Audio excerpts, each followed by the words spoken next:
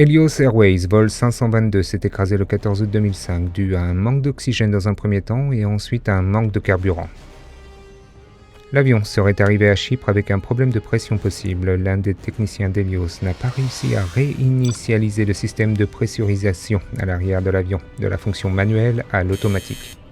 L'avion avait quitté l'aéroport international de Larnaca à 9h07 en direction de Prague avec une escale à Athènes. Alors que l'avion continuait à monter, la pression d'air a diminué lentement et l'avertisseur d'altitude dans la cabine a retenti.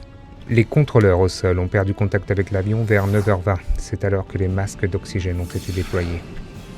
2 avions de chasse F-16 de la force aérienne ont été déployés pour établir le contact dû au fait que l'avion n'avait pas réussi à répondre aux appels d'Athènes.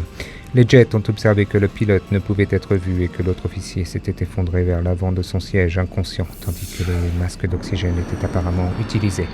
À 11h49, l'un des agents de bord a tenté de poser l'avion, mais il était trop tard. Les moteurs se sont arrêtés en raison de l'épuisement de carburant. À 12h04, l'avion s'est écrasé dans les collines de Grammatiko, un village dans l'est de l'Attique en Grèce. Il n'y a pas eu de survivants.